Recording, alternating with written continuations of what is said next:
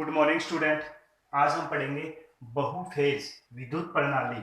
बहुफेज विद्युत प्रणाली क्या होती है? जिसमें आपकी फेज की संख्या अधिक होती है, यानी एक से अधिक फेज हो, बहुफेज प्रणाली। तो बहुफेज सबसे पहले हम पढ़ेंगे इसके लाभ, बहुफेज प्रणाली के लाभ, एडवांटेज।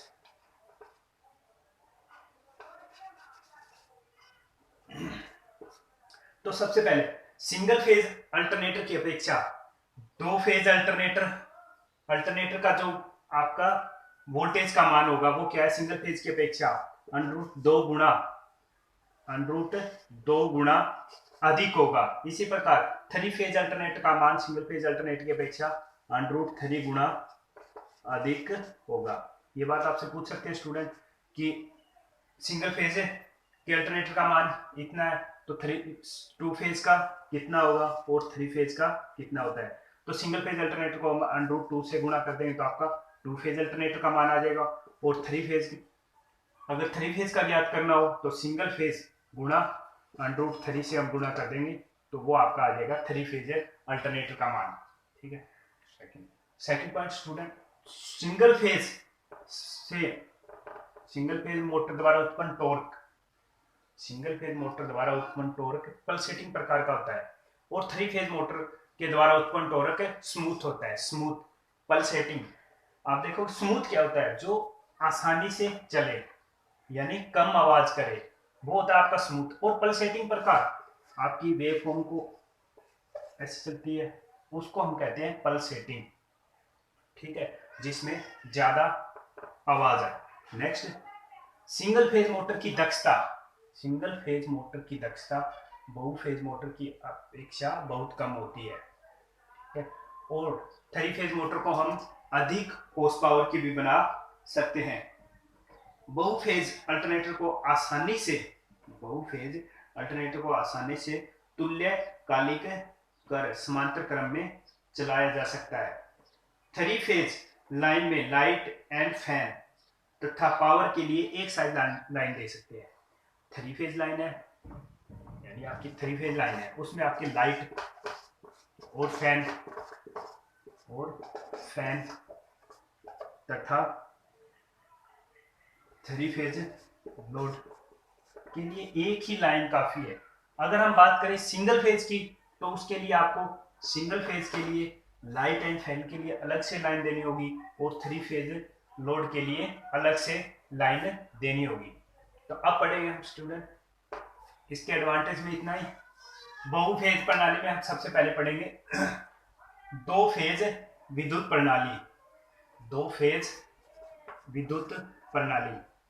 इस प्रणाली में क्या होगा? आपके दो फेज होंगे और जो वो क्या है 90 डिग्री के विद्युत अंश पर होंगे। उनमें आप देखोगे दो फेज यानी इसमें दो वाइंडिंग होगी और वो कितने डिग्री पर व्यवस्थित होगी? आपके 90 डिग्री पर। सबसे इंपॉर्टेंट पॉइंट है ये आपका। अगर आपका क्वेश्चन पूछता है कि दो फेज मोटर में वाइंडिंग कितने डिग्री पर व्यवस्थित होती है तो 90 डिग्री पर। और हमें इसमें क्या याद रखना है? दो फेज में जो आपकी लाइन वोल्टेज का मान है,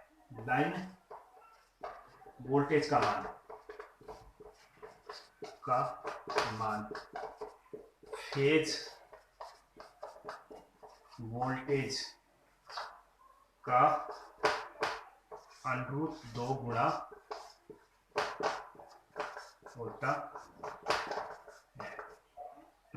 तो दो फेज विद्युत प्रणाली में आप देखेंगे कि जो इसमें लाइन वोल्टेज का मान है उसका मान, जैसे यहां मैं लाइन वोल्टेज को इसका मान है वो क्या है? √2 गुणा फेज वोल्टेज के बराबर होता है। लाइन वोल्टेज का मान √2 गुणा EP यानी फेज वोल्टेज के बराबर होता है। नेक्स्ट हम पढ़ेंगे दो फेज। अभी हमने पढ़ा दो फेज विद्युत प्रणाली, अब हम पढ़ेंगे थ्री या तीन फेज विद्युत प्रणाली। तीन फेज विद्युत प्रणाली में जो आपकी वाइंडिंग है, आप देखो थ्री फेज में वाइंडिंग ऐसी होती है तो इनके बीच का ये एंगल है, कितना होगा? 120 डिग्री। यानी थ्री फेज में आपकी जो वाइंडिंग है 120 डिग्री के अंतर पर व्यवस्थित होती है। ठीक है student, same important point, three phase motor में आपकी वाइंडिंग कितने डिग्री पर व्यवस्थित होती है, तो ये आपकी 120 डिग्री पर व्यवस्थित होती है। थ्री फेज विद्युत प्रणाली में लाइन वोल्टेज का मान phase voltage, three phase line voltage का मान फेज वोल्टेज का √3 गुना, यहाँ पे हमने 2 लिखा था, अब हम पढ़ रहे हैं थ्री फेज, तो इसका 3 गुना होता है EL से। तो यहां लाइन वोल्टेज का मान है वो फेज वोल्टेज के √3 के गुणा के बराबर होता है। यही आपका 3 फेज विद्युत प्रणाली। 3 फेज विद्युत प्रणाली में हमें क्या याद रखना है, एक तो वाइंडिंग का जो एंगल होता है वो कितना होता है 120, और इसकी वोल्टेज का मान होता है वो √3 गुणा फेज वोल्टेज, वो किसके बराबर होता है, आपका लाइन वोल्टेज के बराबर होता है। ठीक है स्टूडेंट, तो अब हम पढ़ेंगे इसके अंदर स्टार कनेक्शन और delta connection. Star connection, star संयोजन। तो स्टूडेंट स्टार और डेल्टा पहले हम देखेंगे। स्टार जिसको हम ऐसे भी लिखते हैं, तो स्टार में क्या होता है, आपको ऐसे 3 वाइंडिंग दिखाई होती है। ठीक है, तो स्टार कैसे बनता है कि आपकी वाइंडिंग का ये पहला सिरा, दूसरा सिरा, पहला दूसरा, पहला और दूसरा, यानी तीनों वाइंडिंग का दूसरा सिरा कॉमन एक पॉइंट से जोड़कर, और वहां से हम क्या करते हैं न्यूट्रल निकालते हैं, तो इसको बोलते हैं हम स्टार संयोजन। आपके तीनों वाइंडिंग है 1 2 3, तो इनके एक पॉइंट को कॉमन जहां से हम न्यूट्रल लेते हैं। ठीक है, तो ये आपका है स्टार संयोजन। तो स्टार संयोजन में आपका लाइन करंट होता है। स्टार संयोजन के अंदर आपको एक बात याद रखनी है ज्यादा, IL लाइन करंट वो किसके बराबर होता है, फेज वोल्टेज, फेज करंट के बराबर होता है। यहां हम देखेंगे लाइन करंट फेज करंट के बराबर होता है। और इसमें जो वोल्टेज होती है आपकी स्टार कनेक्शन के अंदर, जो वोल्टेज होती है वो कितनी होती है, लाइन वोल्टेज वो क्या होती है आपकी √3 फेज वोल्टेज के, √3 फेज वोल्टेज के। अब देखो स्टूडेंट, आप लाइन वोल्टेज √3 फेज वोल्टेज, अगर हमें यहां से फेज वोल्टेज ज्ञात करना है EP मतलब फेज वोल्टेज, तो √3 इसके नीचे आ जाएगा, लाइन वोल्टेज बटा √3। और आपको पता है कि लाइन वोल्टेज कितनी होती है 400, और √3 का मान, √3 का मान कितना होता है 1.732। तो आप इससे इसको डिवाइड करोगे तो आपकी जो क्या होती है आपकी फेज वोल्टेज, यानी सिंगल फेज की वोल्टेज। तो स्टार कनेक्शन का यूज हम कहां करते हैं, स्टार कनेक्शन का यूज 5 हॉर्स पावर से कम शक्ति की जो मोटर होती है, कम शक्ति की इंडक्शन मोटर, 5 हॉर्स पावर से कम अश्व शक्ति की इंडक्शन मोटर के लिए हम स्टार संयोजन का उपयोग करते हैं। एक आप देखोगे जो आपका डिस्ट्रीब्यूशन ट्रांसफार्मर है, डिस्ट्रीब्यूशन जो सप्लाई को डिस्ट्रीब्यूट करता है यानी बांटता है, तो उसकी सेकेंडरी वाइंडिंग का कनेक्शन हमेशा स्टार संयोजन होगा। आप इसको ऐसे नहीं, आप देखोगे जो भी आपके घर के नजदीक ट्रांसफार्मर लगा होता है, आपके घर के नजदीक, आपके घर के नजदीक जो ट्रांसफार्मर लगा होता है उसको हम क्या बोलते हैं, डिस्ट्रीब्यूटर, डिस्ट्रीब्यूट ट्रांसफार्मर, उसकी सेकेंडरी वाइंडिंग का कनेक्शन हमेशा स्टार का होगा। क्यों, आप देखते हो आपके घरों में क्या आती है, एक फेज और साथ में न्यूट्रल पॉइंट, तो इसीलिए हमारे घर के नजदीक ट्रांसफार्मर है, उसमें कनेक्शन क्या होगा सेकेंडरी वाइंडिंग का स्टार संयोजन। अब देखेंगे हम स्टूडेंट डेल्टा संयोजन। अभी आपने देखा है स्टार संयोजन और अब देखोगे डेल्टा संयोजन।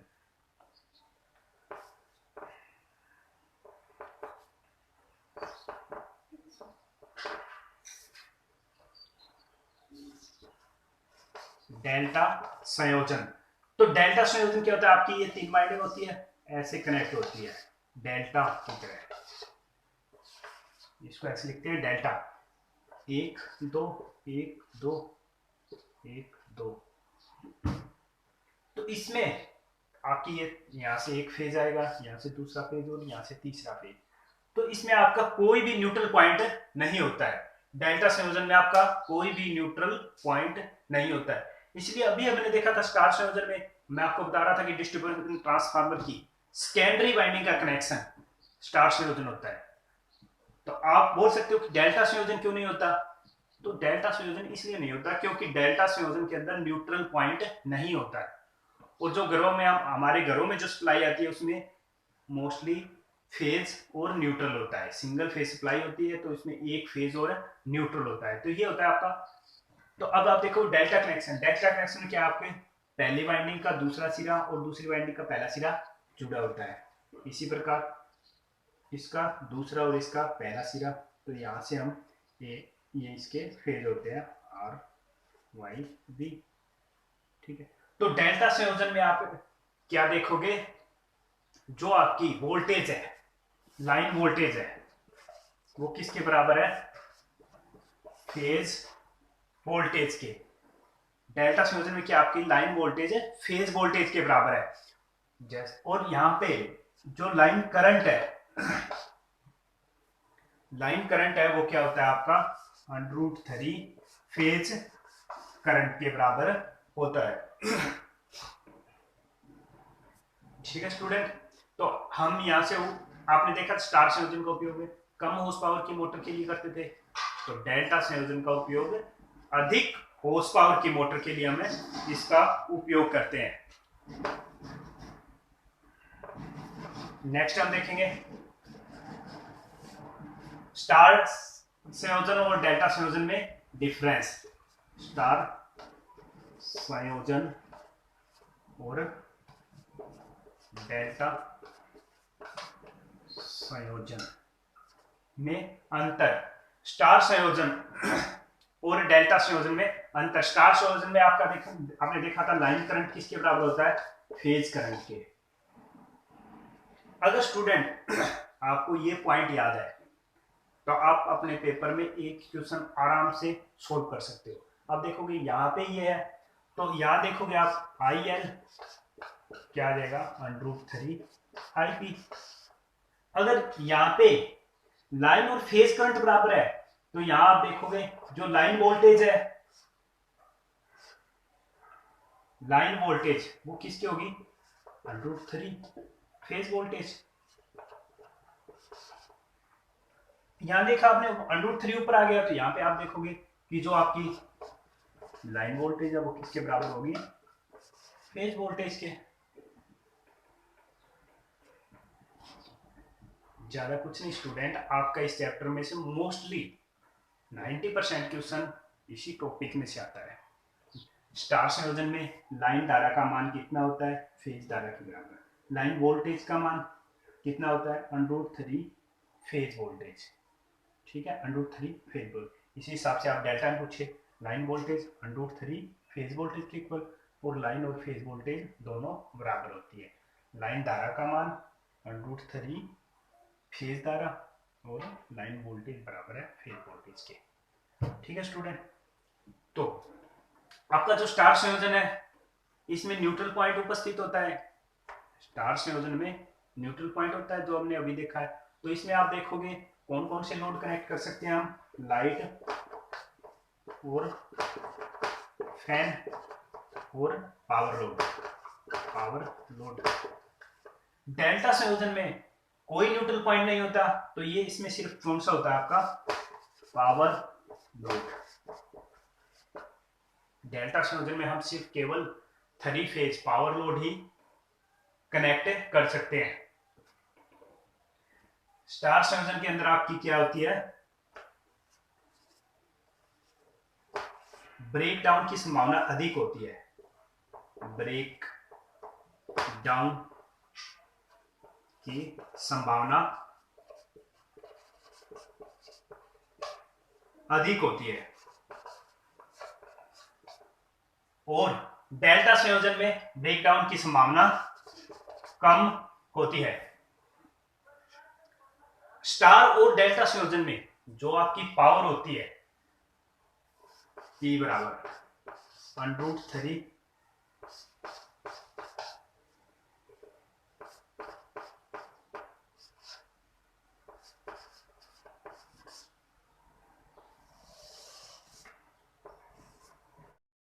इसमें आपकी शक्ति क्या होती है, P बराबर √3 लाइन धारा और लाइन वोल्टेज गुणा cos फाई। cos फाई आपका क्या होता है, आगे हम पढ़ेंगे, पावर फैक्टर होता है ये आपका cos फाई, ठीक है। तो इनकी गुणा के बराबर होती है। ये डेल्टा और स्टार दोनों में सेम होती है, आपकी जो शक्ति होती है पावर डेल्टा और स्टार दोनों में सेम होती है। ओके स्टूडेंट, आज के लिए इतना ही, थैंक यू।